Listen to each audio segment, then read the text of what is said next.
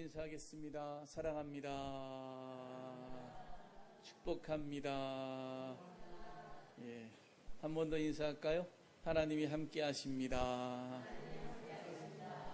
예, 주님이 우리를 함께 하시고 우리를 붙들어 주신 줄 믿습니다. 그런데 다 아시겠지만은 코로나19 델타 변이로 말미암아 이 거리두기 4단계가 이제 향상됐어요. 상향됐어요. 그래서 우리가 이제 예배 드리는 것도 새로운 지침이 내려왔는데 비대면 예배를 앞으로 2주간 이제 원칙으로 드려야 됩니다. 그렇게 이제 지침이 내려와서 내일부터는 이제 수요, 금요, 주일 예배 2주간 비대면으로 예배를 드려야 될 것 같습니다. 좀 안타까운 이야기인데 어떤 분들이 이런 이야기, 이런 소식을 듣고 짜증을 내세요. 아니 좀 백신도 많이 맞고 그래서 뭔가 좀 나아지고 더 좀 좋아지고 좀 새로운 계획도 좀 세우고 그럴 줄 알았는데 이게 또 무슨 일인가, 지친다, 짜증난다, 이런 이야기를 하는 거예요. 물론 인간적으로 우리 기대와 다른 일들이 이렇게 벌어질 때마다 마음이 아프죠. 또 짜증이 나고 또 힘들죠. 그러나 여러분, 그럼에도 불구하고 우리는 이때에 더 하나님 바라보실 수 있기를 바랍니다. 우리가 원망, 불평, 낙심을 말하기 전에 하나님께서 이 모든 상황 가운데 우리가 함께 하신다는 것을 먼저 생각해야 돼요. 그리고 그것을 먼저 생각하면 하나님께서 이 모든 것 가운데 더 기쁘신 뜻과 섭리로 우리를 이끌어 주신다. 여러분, 이 믿음을 가지시기를 바랍니다. 아멘. 예, 아멘이죠. 아멘. 예. 이 믿음을 갖는 것이 굉장히 중요해요. 예. 어떠한 상황 가운데서도 우리가 함부로 불평하거나 원망하는 것이 아니라 하나님 신뢰하고 인내하고 믿음으로 기도하면서 주님 바라보면 주님께서요, 하늘의 평강을 내려주십니다. 그리고 하나님의 선한 뜻을 깨달아 알게 하시고 성령께서 우리 마음을 하나님의 뜻 가운데로 인도하여 주셔서 이 어려움들을 능히 이겨나가게 하시고 더 새 힘 가운데 어떤 상황에서도 주님을 찬양하고 주님께 영광 돌리는, 그리고 주님의 복음이 하나님의 나라가 확장되는 것을 멈추지 않도록 주님께서 역사하신다는 것을 우리가 깨닫고 힘을 얻게 된다고 하는 거예요. 상황이 이러니 상황이 저러니 낙심할 수밖에 없다. 여러분, 그렇지 않다는 거죠.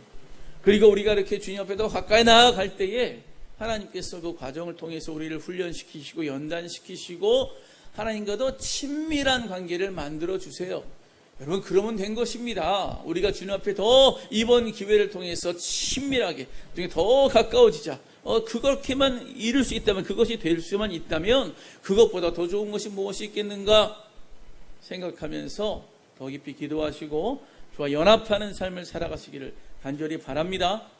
어제 이렇게 이 설교 준비를 하고 있는데 문자 메시지, 카톡으로 문자 메시지가 왔어요. 어떤 문자 메시지가 왔냐면 우리 교회에서 후원하고 있는 작은 씨앗 선교회의 소속인 이 쿠바 선교사 이제 김기현 선교사님에게서 중보기도 요청이 이제 메시지가 떴는데, 저번에도 제가 말씀드렸지만은 한국에 몸이 안 좋아가지고 들어왔잖아요. 들어와서 이제 뭐 검사도 하고 또 검사하는 중에 또 백신도 맞고 했지만은, 근데 결과가 충분히 나오질 않고 몸이 이렇게 쇠약해진 원인도 몰랐지만, 그러나 이 쿠바에 있는 성도들이 걱정이 돼가지고 남들이 다 들어가지 말라고 하는데 내가 없으면 저들 어떻게 될지 모른다 그러고 좀 들어가셨어요. 근데 들어가서 메시지 보내기를 보니까 지금 당신이 사역하고 있는 데가 까르데나스라는 작은 동네인데 하루에 860명의 확진자가 나온다는 거예요. 이 작은 동네에 하루에 860명의 환자가 나온다는 걸 보고 저는 너무 놀랐습니다. 그 이야기를 하면서 자기가 지금 이 사람들을 만나서 이 수리침 사역을 하거든요. 그래서 침도 놔주고 또 뜸도 떠주고 이런 일을 하는데, 이렇게 많은 확진자가 나오는 가운데 사람을 접하고 대면해야 되는데 이게 가능한가? 이제 진료 중지, 이제는 사역 중지 뭐 이렇게 좀 붙여놓고 잠시 좀 멈춰야 되는 것이 아닌가, 그런 부담감을 많이 안고 있는데, 근데 그것을 멈출 수 없는 것은 뭐냐 하면, 신기하게도 몸이 아픈 사람이, 힘이 없는 그런 사람이 이 선교사님 별거 아닌, 한국에서 보면 별거 아닌 일인데 그 수지침 넣고 뜸 뜨고 하니까 괜찮아진다는 거예요. 좋아진다는 거예요. 이거 별거 아닌데 기도하고 뜸 뜨고 침 놨더니 이렇게 좋아지는데, 이렇게 좋아지는 것을 보고 감히 제가 못하겠다고, 이게 전염되는 게 두려워서 못하겠다고 말을 못하겠다고 하는 거예요. 그러면서 하나님께 맡깁니다. 성령님께서 제가 주 앞에 내어 맡기고 일을 할 때에 주께서 보하시고 역사하시고 인도하실 줄 믿습니다. 그리고 우리 한국에 계신 분들 좀 기도해 주시기를 바랍니다. 근데 그렇게 기도하는 중에 옆에 있는 자전거포에 있는 직원 청년이 이 코로나19에 걸려서 사망한 소식이 들렸어요. 그러니까 옆에 있는 또 다른 아저씨는 그 얘기를 듣고 겁이 나가지고 집 앞에 이렇게 줄을 띄워가지고 더 이상 가까이 오지 못하도록 이렇게 했는데, 근데 이 선교사님한테는 계속 사람들이 아프다고 찾아오니까 그렇게는 못하고 화장실에 가서 손 좀 씻으세요. 그리고 이제 마스크 꼭 하세요. 이런 주의 정도만 주는 거예요. 그래서 모든 걸 하나님께 맡깁니다. 그러면서 하시는 말씀이 뭐냐면, 어렵지만 힘들지만 제가 하나님 믿고 사역을 계속할 때에 나를 하나님께서 선교사로 보내셨는데, 선교사로 보낸 그 목적이 나를 통해서 이루어진다면 그것은 감사하는 것이 아닌가. 어려울 때의 오늘의 이 사역이 나중에 간증거리로, 아름다운 간증거리로 남지 않겠는가. 그러면서 감사하다고, 그 와중에 비자도 통과됐다고 이러면서 막 감사하다고 기도의 요청을 해주셨어요. 선교사님의 이 모습을 보면서 기도해야 되겠다, 기도할 수밖에 없다, 그런 생각을 하게 됩니다. 여러분, 아무리 어려워도, 아무리 힘든 상황이라도 믿음 안에서 예수님 바라보며 하나님의 뜻을 구하며 기도할 때에 하나님께서 보호해 주시고 인도해 주실 줄로 믿습니다. 요동하지 않는 거예요. 이런 상황이 됐으니 막 요동하고, 저런 상황이 됐으니 막 요동하고, 막 올라갔다 내려갔다. 여러분, 이렇게 안정되지 않은 신앙을 가지고는 우리가 하나님의 뜻을 선하고 온전하게 이룰 수가 없어요. 그냥 꾸준히 하나님의 역사를 이루고 계신다, 나를 통하여 하나님의 사역을, 하나님의 생명권의 역사를 이루고 계신다, 그리고 주 앞에 감사하면서 마음이 요동하지 아니하고 그 상황에 맞게 우리가 흔들리지 않는 믿음으로 나아가는 것, 이게 정말 우리에게 귀하다라고 하는 거죠. 우리가 믿음으로 살고 하나님 안에서 산다 할지라도 어려움은 언제라도 다가올 수 있습니다.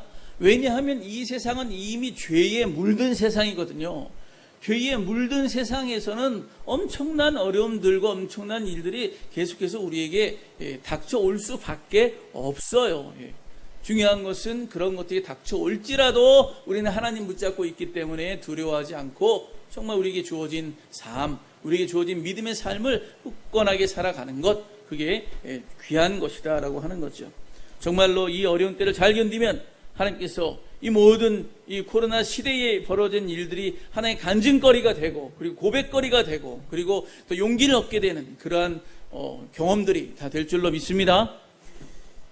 사도 바울이 비시디아 안디옥 교회에서 지난주에 설교 말씀을 하고 복음을 전했습니다. 얼마나 은혜로웠는지 듣는 사람들이 다 감동을 해서 다음 주에도 이 말씀 좀 전해주시오 그랬어요. 그리고 정말 이 설교가 다 끝났는데도 사람들이 떠나가지 않고 바울과 바나바 곁에 머물면서 계속 이야기하기를 바라고 계속 이야기를 전해주고, 하여튼 너무 좋았어요. 그 다음 주가 되는데 보니까 비시디아 안디옥 이 동네에 모든 힘이 다 모였을 만큼 많은 사람들이 모여들었어요. 얼마나 감사해요. 복음을 탁 전하고 정말 무슨 병 고침의 기적이 일어났다거나 귀신 쫓아내는 기적이 일어났다거나 이런 거 없었는데 순수하게 좀 이스라엘 가운데 함께하신 우리와 함께하신 하나님에 대한 복음을 전한 것뿐인데, 근데 수많은 사람들이 그냥 은혜를 받고 이렇게 모였으니 얼마나 감사해요. 이제 하나님께서 열매를 맺게 하시는구나 그러면서 감사하는데, 글쎄 생각지 않은 그런 또 아픔이 다가오죠. 뭐냐 하면 이 복음을 거부했던, 이 복음을 방해했던 이 유대인 지도자들이, 특히 그 지역의 권력자들과 결탁하고 선동해가지고 이 바울과 바나바 이 선교팀을 쫓아내는 거예요. 예. 쫓겨나게 됐어요. 예. 강제로. 예. 이 사도 바울 일행은 그 복음을 전하는 마음 가운데 얼마나 감사하고 뿌듯했는데, 이제 뭔가 좀 더 열매를 맺어보자 이제 이런 생각을 하고 있는 차에 쫓겨나니까, 강제로 쫓겨나니까 얼마나 낙담되냐고요. 사실은 여러분, 여기까지 우리가 비시디 안디옥 두 번째 구브로 다음에 여기 왔다 이렇게 말을 하지만, 그 과정에는요, 구브로 섬에서 바닷길을 타고 내륙으로 왔죠. 내륙으로 와서 비시디 안디옥교에 오려면요, 아주 큰 산맥을 넘어야 돼요. 굉장히 힘든 산맥입니다. 그 산맥을 넘어서 이제 가야 되는데, 아시다시피 버가에서 마가 요한이 집으로 돌아가잖아요. 예루살렘으로. 왜 돌아가냐면 그 바닷길, 그 산길, 이게 너무너무 벅찬 거예요. 너무 힘든 거예요. 그래서 돌아간 것이거든요. 근데 더 나이 많은 이 바나바와 이 바울은요, 얼마나 힘들었겠어요. 천신만고 끝에 이 비시디 안디옥에서 복음을 전하고 이렇게 은혜로운데 강제로 금방 또 쫓겨나게 됐으니 얼마나 속이 상하냐 이 말이죠. 그런 상황이 되면은 하나님께, 하나님 왜 가만히 계십니까? 예. 저 박수, 저 마술사 엘루마, 예. 저 바예수 물리쳐 주셨던 것처럼 저 유대인의 공격과 저 결탁한 권력자들 막아주시고, 하나님 정말 우리가 계속해서 복음 전할 수 있도록 도와주세요. 예. 그렇게 안 하면 정말 저희들 힘들어 못하겠어요. 이러면서 원망불평할 수 있잖아요. 예. 충분히 그럴 수 있는 상황이잖아요. 그런데 이 말씀 보면요, 굉장히 희한한 말씀이 나와요. 예. 이 52절 말씀, 마지막 말씀에 보면 뭐라고 나오냐면, 제자들은 기쁨과 성령이 충만하니라. 지금 쫓겨나가는 거예요. 쫓겨나가고 이제 어쩔 수 없이 나가는 와중인데, 그 쫓겨나가는 길에 그들의 마음은 기쁨과 성령이 충만했다는 거예요. 이상하다. 그러나 여러분, 이 이상한 일이 우리 가운데도 일어나기를 축원합니다. 예, 어떠한 낙심, 어떠한 절망, 어떠한 아픔 중에서도 마음이 유동하지 아니하고 기뻐하고, 그리고 성령 충만할 수 있는 그러한 삶을 살 수 있었다라고 하는 거죠. 바울은 당연히 기도했을 거예요. 하나님, 이 어떻게 하면 좋겠습니까? 왜 이러겠습니까? 예. 근데 그렇게 아버지 앞에 기도하고 바라보는 중에 이렇게 된 것에 대한 해답, 이렇게 된 것에 대한 이유, 이렇게 된 것에 대한 하나님의 뜻, 이거를 그가 깨달았다고 하는 거죠. 그냥 연문 모르고 고통만 당하는 것이 아니라 이 모든 좌절과 모든 낙심할 수 있는 환경 가운데 또한 하나님의 뜻이 이루어지고 있구나, 하나님은 변함없이 죄 역사를 이루고 있구나 라고 하는 것을 그가 알게 된 거죠. 어떤 말씀이 떠올랐는가? 47절 말씀이에요.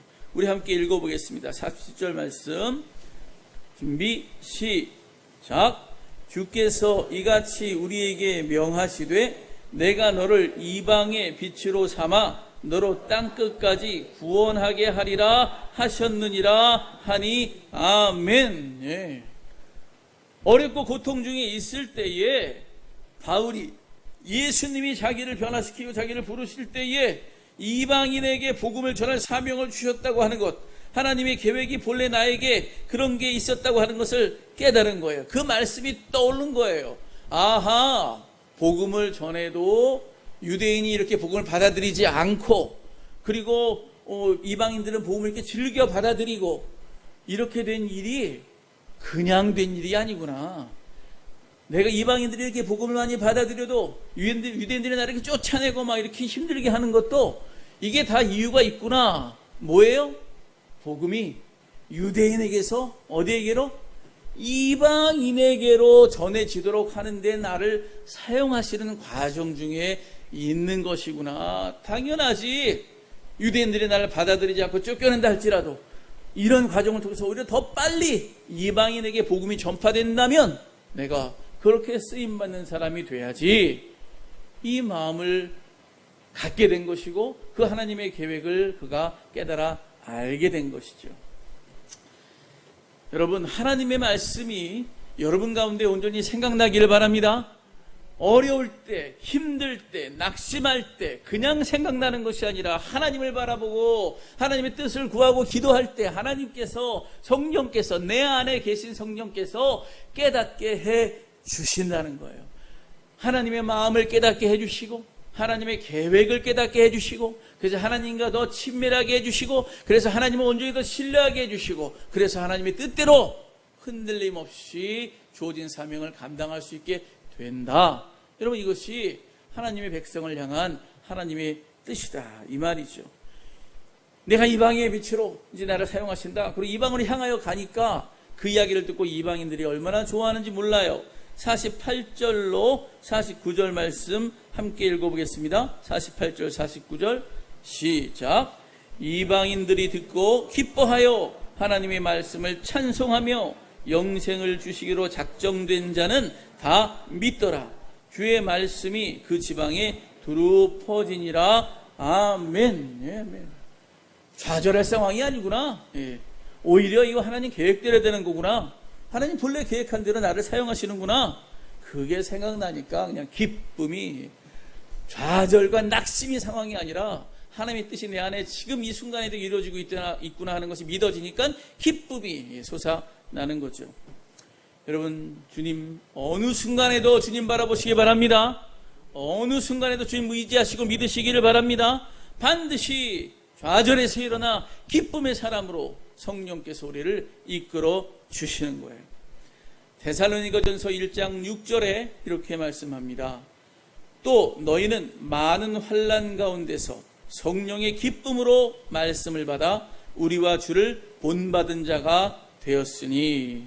많은 환난이 있지만 그 환난 가운데서 성령께서 기쁨을 주셔서 그래서 그 기쁨을 가지고 예수 그리스도를 닮아가는 삶을 살 수 있게 하신다라고 하는 것, 그것이 바로 하나님의 계획이다라고 하는 거예요. 코로나19를 지나며 우리에게 어떤 실망스럽고 힘들게 하는 것이 그것만 있겠습니까? 물질의 문제도 여전히 더 힘들 것이고 건강의 문제도 여전히 우리를 위협할 것이고 그리고 인간관계도 왜 이렇게 안 풀리고 여전히 뭔가 막히고 답답한지 여전히 우리 가운데 풀리지 않는 그런 답답한 채 있는 그런 상황은 더 무거운 짐으로 다가오게 될 것입니다. 그러나 여러분, 성령이 우리에게 예수의 말씀, 예수의 약속의 말씀을 생각나게 하시고 주님의 선한 뜻이 지금도 이루어지고 있다는 것을 우리가 온전히 깨닫게 되면 하나님께서 기쁨을 주시고 이 모든 어려운 마음들이 다 주 안에서 온전한 기쁜 마음으로 바뀌게 될 줄 믿습니다. 물질도 사건도 이기게 해주시고 사람도 기꺼이 예수의 마음을 품을 수 있는 마음이 된다고 하는 거예요. 특별히 유대 지도자들이 왜 이 바울과 바나바 일행을 쫓아냈을까? 왜 권력자들을 선동해서 쫓아낼 수밖에 없도록 그렇게 만들었을까? 그 이유를요, 성경은 시기심이다 이렇게 말합니다. 시기심. 이 45절 말씀에 보면 유대인들이 그 무리를 보고 시기가 가득하여 바울이 말한 것을 반박하고 비방하거늘 그렇게 말합니다.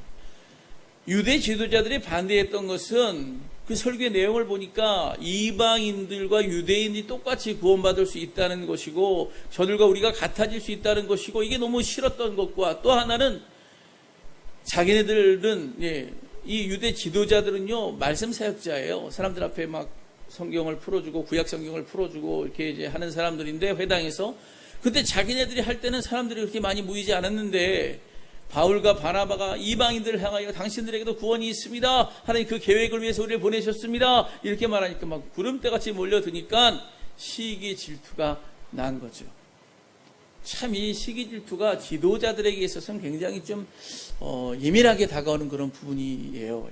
사실 예수님께서 십자가에 못 박혀 죽으신 것도 유대 지도자들의 시기심 때문이었습니다. 유대 지도자들이 유대를 딱 붙잡고 자기들의 종교 질서대로 움직이고 있었는데 예수님이 그거에 대해서 다른 이야기를 하시고 좀 더 새로운 이야기를 하시는데 사람들이 거기에 관심을 갖고 몰려드니까 안 되겠다. 죽여야 되겠다. 신성모독죄를 걸어가지고 예수님을 십자가에 달려 죽게 하신 거거든요. 이런 걸 보게 되면요, 여러분, 특별히 우리는 이 믿음의 지도자들, 특별히 이제 교회를 좀 여러 가지로 책임 맡고 앞장서서 일하는 저를 비롯한 모든 사람들은 이 시기심에 대해서 이 마음을 격동시키는 여러 일들에 대해서 주의해야 돼요.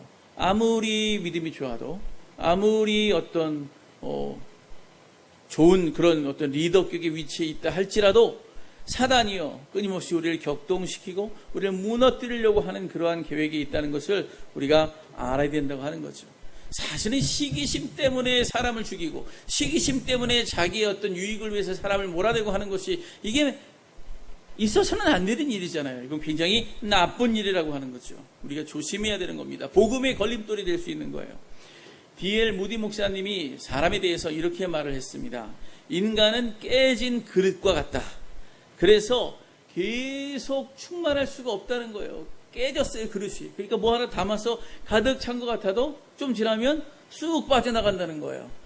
이 깨진 그릇이 계속 충만하기 위해서는 물이 흐르는 수도 밑에 그 깨진 그릇을 갖다 놔야 된다. 끊임없이 수돗물을 틀어놓고 계속해서 채워지도록, 빠져나가도 채워지고 빠져나가도 채워지도록 거기에 갖다 놔야 된다. 이런 말을 했어요. 여러분, 인간은 깨진 그릇과 같습니다. 여러분 모두가 다 누구라도 한때 은혜가 충만한 사람 가운데 있다 할지라도 언제든지 오래 못 가요. 인간의 에너지는 오래 못 가요. 이것이 다 소멸되고 또 약화되고 또 약화되는 거예요. 그러므로 우리에게 필요한 것은 뭐냐? 계속해서 복음이, 계속해서 하나님 말씀이, 계속해서 하나님 은혜가 부어지도록 주님 바라보고 주님 붙잡고 주님 기억하고 매달리는 그런 삶의 자세, 그런 태도가 중요하다는 거죠. 코로나19 시대에, 이렇게 지치는 시대에 우리가 취해야 될 바른 삶의 자세는 뭐냐? 계속해서 하나님의 은혜를 힘입을 수 있도록 말씀을 가까이 하고 기도를 가까이 하고, 그리고 이 은혜 자리에 가까이 나와 정말 가정에 있든지 집에 있든지 어디 있든지 주의 말씀으로도 끊임없이 공급받을 수 있는 그러한 자세를 취하는 것, 그러면 이것이 우리에게 정말 중요하다라고 하는 거죠. 그럼 이것을 꼭 기억하시기를 바랍니다. 어느 목사님 부인, 사모님이죠. 40대 사모님인데 암에 걸렸어요.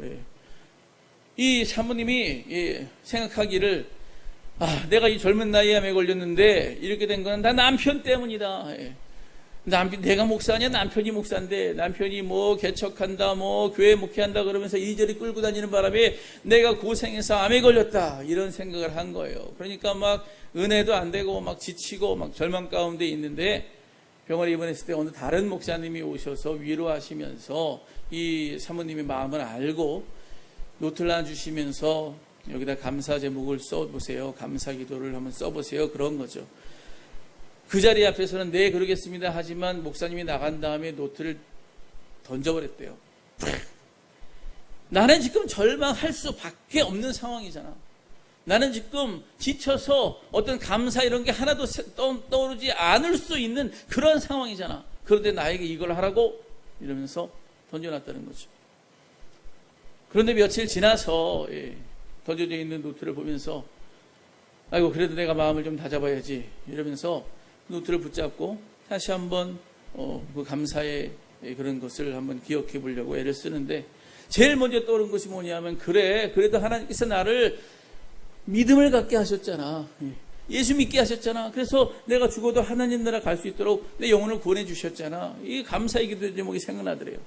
그리고 또 하나 떠오르는 게 자녀들이 생각나는 거예요. 내가 우리 자녀들한테 잘해준 거 없는데, 특별히 더 공급해준 것도 많이 없는데, 근데 이 자녀들 부모 말 순종하고 그래도 착하게 어려서부터 주님 믿으면서 쫓아오니 그것도 감사한 거 아닌가? 그 감사 제목 쓰고요. 그리고 또 친구들 와서 막 위로하는 중에 보니까 뭐 남편이 어떻고 자기 남편 때문에 속상하느니 뭐 이런 얘기하는 걸 듣고 나서는 우리 남편 보니까 좀 고지식해가지고 말이야 뭐 성경 얘기밖에는 안 하지만 그래도 특별히 문제 없이 또 다른 그런 문제 일으키지 않고 지금까지 또 이렇게 결혼 생활 유지하니 이것도 감사 아닌가? 그것도 감사를 적고 막 이렇게 적다 보니까 적을 게 상당히 많더라는 거예요. 그러면서 어떤 일이 벌어지냐? 그런 감사를 정말 이 바닥에 내려앉은 그 마음으로 하나하나 적어가면서 적을 때 회개가 터지는 거예요. 하나님 이렇게 많이 나에게 감사한 걸 주셨음에도 불구하고 제가 원망하고 제가 낙심하고 제가 못 일어나겠다고 그렇게 하지 않았습니까? 용서해 주옵소서. 회개할 때에 성령의 기름 부음이 있고 그 안에 정말 감사가 터져 나오고 그리고 그러한 모든 과정 가운데 마침내 병원으로부터 좋은 소식이 있어요. 암이 사라졌습니다. 암이 회복되었습니다. 암이 좋아졌습니다. 이 이야기를 들은 거예요. 여러분, 주님 붙잡으면, 주님의 은혜를 생각하면, 주님이 나와 함께 하심을 기억하면, 여러분, 우리 마음에 성령이 주시는 기쁨을 허락해 주실 줄 믿습니다. 그 기쁨을 누리며 그 기쁨으로 다시 회복하게 되는 것을 믿으시기를 바랍니다. 나는 낙심할 수밖에 없어. 아니요. 결국은 찬양할 수밖에 없고 결국은 감사할 수밖에 없고 결국은 일어설 수밖에 없는 존재가 그리스도인이요 예수 믿는 사람이라고 하는 것을 여러분 기억하시기를 바랍니다. 그러므로 힘들 때 내가 뭐 그런 상황이야 이게 아니고 내 은혜가 떨어졌구나. 내가 성령 충만함이 이게 내 안에 있지 못하구나. 더 주님 앞에 가까이 다가와서 말씀 붙들고 기도하고 찾는 것이 더 중요하다라고 하는 거죠. 진정한 믿음은요, 믿음의 주요 우리를 온전케 하시는 이인 예수 그리스도를 바라보라. 예수 그리스도께 믿음의 주예요. 우리를 온전케 하시는 분이에요. 그러므로 믿음의 주인이시고 온전케 하시는 그 예수 그리스도를 바라보는 것, 그리고 그분으로부터 오는 은혜를 힘입는 것, 이게 성경에서 우리에게 말씀하는 거예요. 사도 바울이 어떻게 해서 그러한 낙심과 좌절에서 이겼느냐? 하나님이 나를 보내시면서 내가 너를 이방의 빛으로 삼겠다. 하나님 말씀이 떠오르고 주께서 나를 죄악의 길에서 하나님의 복음 전파자의 이 길로 나를 이끌어 주시고 살게 하시는 것, 이 모두가 하나님의 뜻이 아닌가. 주께서 이 상황에서도 나를 사용하셔서 하나님의 뜻을 이루시는구나. 이걸 깨달을 때에 그가 힘을 얻게 되고 그리고 다시 회복할 수 있었다는 거죠. 여러분, 좌절이 올 때에 또는 힘들 때에 주님 붙들시고 주님의 말씀을 기억하시기를 간절히 바랍니다. 그러면 모든 슬픔, 낙심, 어려움 이것이 변하여 기쁨으로 바뀌어요. 여러분, 예수님이 십자가에 달려 돌아가셨을 때 예수님을 따르던 많은 여인들이 낙심했습니다. 울었습니다. 슬펐습니다. 절망 가운데 있었습니다. 예수님 무덤 안에 있을 때 그냥 완전히 낙심된 마음으로 그냥 향품 가지고 장례나 잘 치러드리자고 왔을 때 천사가 그들에게 한 말씀이 있어요. 뭐라고 말씀했냐면 누가복음 24장 6절에 말씀합니다. 여기 계시지 않고 살아나셨느니라. 갈릴리에 계실 때에 너희에게 어떻게 말씀하셨는지를 기억하라. 갈릴리에 계실 때에 너희에게 어떻게 말씀하셨는지 기억하라. 말씀이 어떠한 말씀으로 너희를 구원하고 너희를 새롭게 했는지 기억하라고 하는 거예요. 어떤 기억입니까? 뭐라 말씀하셨습니까? 내가 사흘 만에 부활할 것이다. 다 잊어버렸는데 좋을 때는 그 말씀도 기억이 안 나요. 자기가 좋을 때는 관심이 딴 데 있을 때는 그 귀한 말씀도 기억이 안 나요. 그런데 정말 어려운 가운데 낙심 가운데 있을 때 내가 스쳐 지나갔던 그 말씀 들어보니 분명히 사흘 만에 부활하시겠다고 하셨거든요. 그랬구나. 그 말씀 듣고 그들이 다시 한번 힘을 얻고 제자들과 함께 주를 바라볼 수 있게 되었다는 거죠. 여러분, 주의 말씀을 기억하라. 오늘 우리에게 주신 말씀인 줄 믿으시기를 바랍니다. 주의 말씀을 기억하라. 내가 너와 함께 하겠다. 내가 세상 끝날까지 너와 함께 하겠다. 나는 임마누엘 하나님이다. 여러분 기억하시기 바랍니다. 여러분이 아무리 어렵고 힘들고 어려운 중에 있다 할지라도 하나님은 여러분 곁에 계시고 여러분 안에 내주하시고 그리고 여러분 안에서 평생을 동행하시며 이끌어주시는 분이라고 하는 그 말씀, 그 약속의 말씀 여러분 믿으시기 바랍니다. 그러면 이제 우리가 어떠한 상황이라도 어떤 힘든 일이 있을지라도 말씀 의지하고 이겨나가고 믿음의 삶을 계속해서 꿋꿋하게 살아낼 수 있다고 하는 거죠.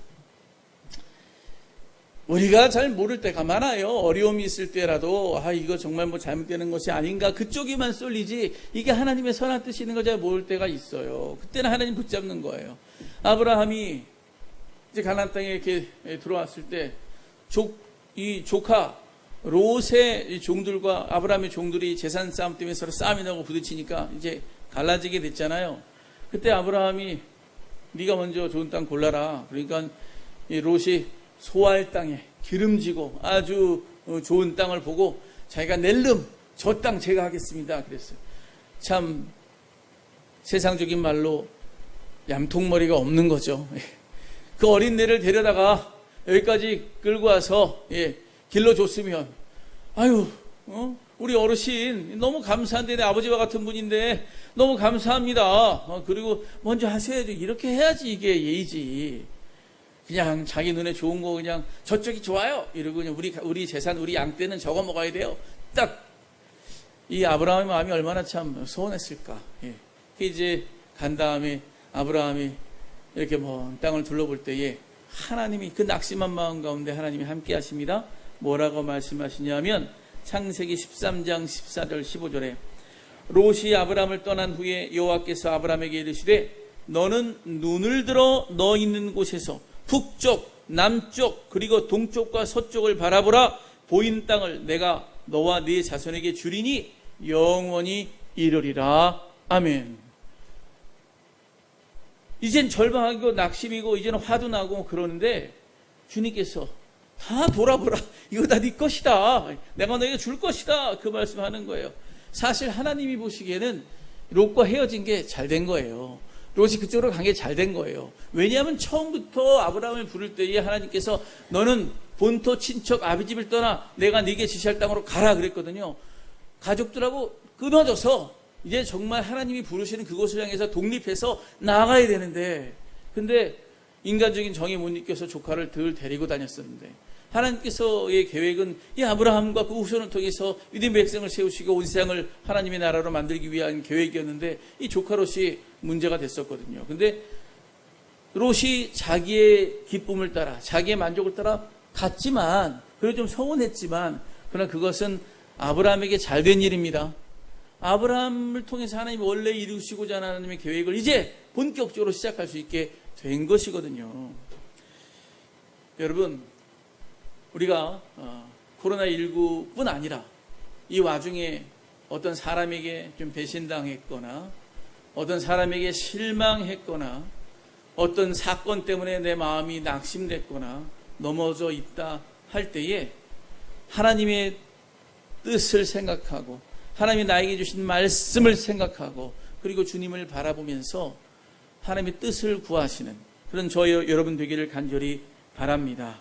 하나님께서 그냥 내버려 두지 아니하시고 이 거친 세상에 믿음의 길을 걸어가는 사람들에게 믿음을 통해서 일하실 하나님의 계획을 반드시 알려주신다고 하는 거예요. 우리를 통해서 하나님이 그 뜻을 이루신다면 그것보다 더 기쁘고 보람되고 행복한 일이 무엇이 있겠느냐 하는 거죠. 그러면 사람들이 다 용서가 되고 사건도 이해가 되고 다 받아들여지는 그런 삶을 살게 되는 것입니다. 여러분 오늘 우리 가운데 어떤 수렁에 빠진 일이 있거나 어떤 힘든 일이 있거나 좌절이 있을 때 그런 가운데 있다면 낙심 가운데 있다면 하나님 바라보시기 바랍니다. 예수를 바라보시기 바랍니다. 믿음을 주시고 온전하게 하시고 성령께서 우리를 기쁨 가운데로 인도해 주실 줄로 믿습니다.